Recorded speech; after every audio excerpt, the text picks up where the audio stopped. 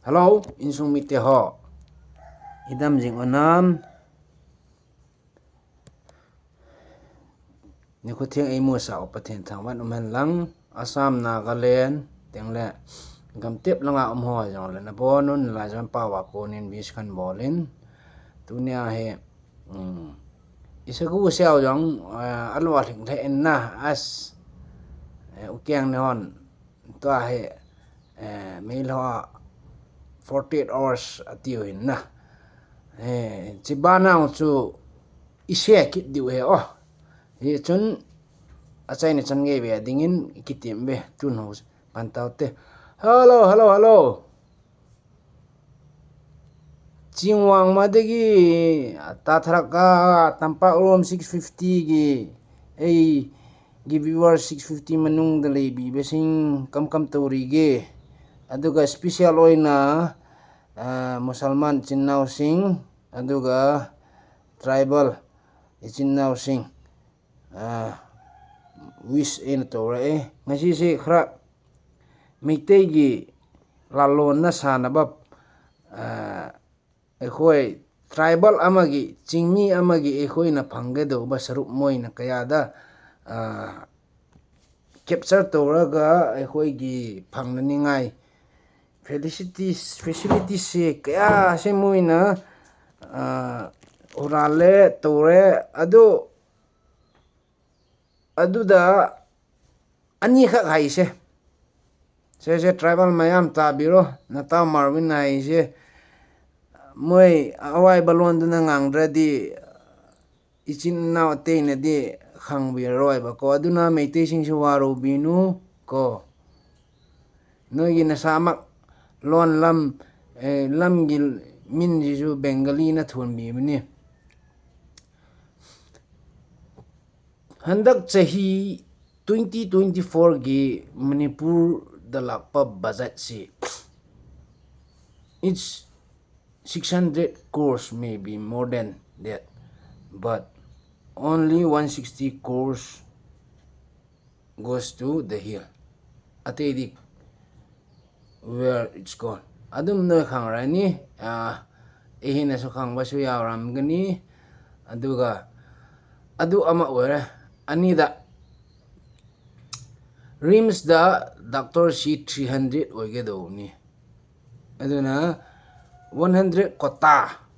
sahum dagi sa amasi ST kota ni aba adu phauso se liars community moina oralga matore rims da ekhoi kota leiba sa ama manung da there are only 7 tribal doctor is in rims asika ani haresu adum bab tarani duna meite sing su sauno ko noi di saura su noi di meini na me ho na saubudu adum ising na su chai that pa yabni na adu noi gi di saura se te lite government kadai chatle masi kari tore ada kari tore hai noi arambai unit 50 gira cobra team hai bra sabra team hai bra panthoi team hai bra khang de ko noi ji noi na hoji turi bu noi na phangmani na hojik tu noi mukga siroi lida satlaga salai tare do awang rom na awang mana 50 ko hin na sangba white leng as india manung rom degi su moi na urak pa yan ngai mukka noi narin na thongna du lera de satlone mukka na pa satlone handak din noi gidi upay lete isin now tribal brothers sisters sing desu hai bige moi turi ba lalong do hai debi da su noi na dum uram ni na hojik moi gi si ate kaim te lete aram bai noi to ge do ba si noi no me ka ba desu 0 tare duna hojik si noi turi ge do ba si noi gi pheijom nupi na shitli ba phanik sing du phajena shitlaga khang pot macha amda tak macha amada komla epan nungpan dut anamba phaja badu thanga ga noi arambai unit ta mi kya lebra pangsa saba pangtum tumba kangbu du gunda sing do noi chatlurga noi yaba yade ma dakar ta de noi I am da chatlo ekhoi bu lalle noi gilam da ekhoi na phau sadan na salai tri flag tu yungga siroi festival li gi mahau du khangmin ne se haina noi na invite tora pudu ekhoi na neraga adu da to bi sui khre aduna nungsi bi duna ekhoi map to bi hai du noi gi thabak ne ko minai man ba sa sagum cha ba ma cha sa noi atei thabak leite adu aina ibodu chatlaga map ni ro ko mathang le di ai hai biget tribal brother sister da anywhere any place si meitei thingang thunap tei ma cha sing na kukle la laga hek nagalim ko hek nagalim jo ba ma thwai pau hathuk pi khro ai adum permission pi khre ko moina hek ta to laga hek ta ya ga do ba ekhoi si moina khali si khut tik pa saru tik pa do na khalle ba moi gi silo leite ko wari amda aduna yare di meitei minai macha sing noi waro bi ba ya de noi gi kanglei pak tu flex printing da phaja sau na thilo ko adubu noi kukle lalaga nagalim di phawgani haibdi mangsumang laranu is very far from kanglei pak room de leina aduna hannak ki thodok si yam phajadre ko yam phajadre aduna hatok pi khro if you see any meiteis in nagalim ko hanadi noina noi tampak ta leba si yang warab ni na nung si sana noina invite to budu moina loina kaw khre ba ko hek moi tampak tagi chingka badu shiroi festival du moi gi gidamak ahan bane ba the first time ne ba du gi moi ngaw re ba ko aduna noi gi huji kisalai tari flag yung liba awa chaithang region karma du lak to ramni na I free I need I am oigara any tribal sister brother oigara adum hatuk pi khro daka ta de mo je wai chin ningai ne leibak se wai chin ningai ne moi gi tampak 650 manung phausu hang ba jaga lobuk lamham yam leiri rega adu phausu moi occupy tau do ngam da na mi gilam da la ga si ai ni adu da ne meitei thingang ma cha sa ta o we Kuki people we never come and occupy your land, okay? Just till today, we the Kuki own our land that our forefather give us. Moi na thambiram ba lamdu egoi na occupy to the but just we are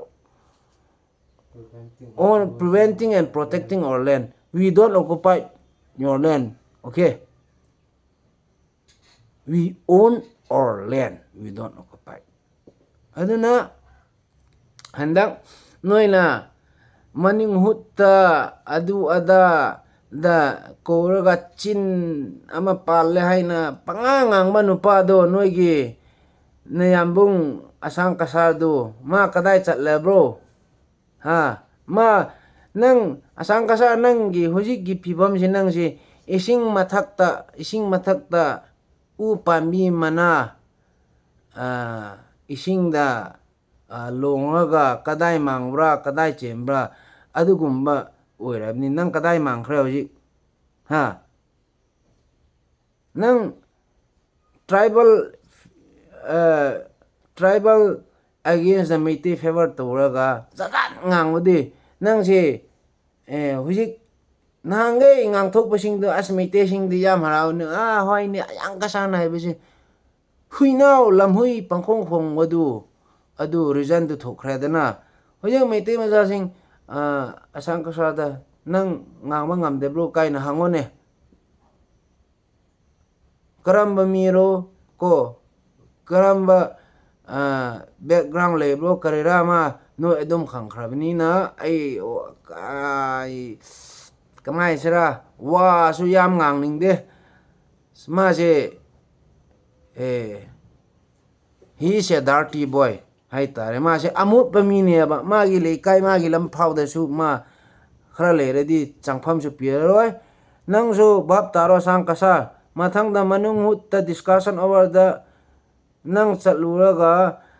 tribal against the Meitei favor torga jajak adu da ngang re di nang de khatam ko khatam hai bidi khangaba khatam tata gya hai bdo adini ko sakthu nang akhoi na adum yengraga leibani nang masimi singang ning bangang je sunu haina akhoi kuki praja mayam na adum yengraga leye ko ehak mak na su yeng adu nang pipom si yam nap charak tre aroi de bida nang nap chadrabni na aduna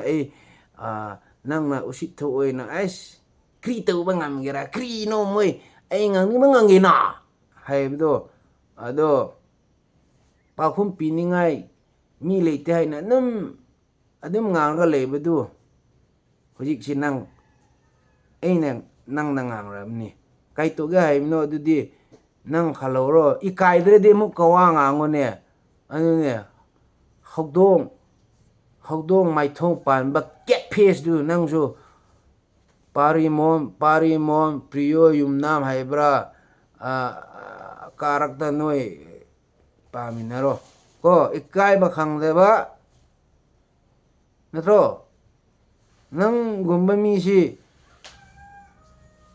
leiri bni ekhoi community da su leiri bni ama gumba ko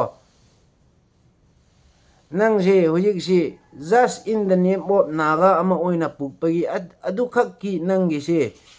nang gi hingpham si nang adum khra hingba ya adu wang wadagi nang ngangaba nang kanana su hatloi ko nang di kanana su hatloi just know it okay just know it mind it nakuk tu da hapchilo lamhui asang kasar se ha adi nang siroi lili gi matang na khra ngangone nang asing ba nupa wa chum ngang ba oi da pa da ngang da hare di ngango da na nang hojik si kadai mang re kanana su khang ram roi khangwa mi di khang ram ba yai ko nang gi tu thuk pa lila du action lak kan ye ko aduna haini tribal brother sister kukle wang madagi nagalim da changba Meitei manam tare dum hathok pi khro kaiso hai roi aduga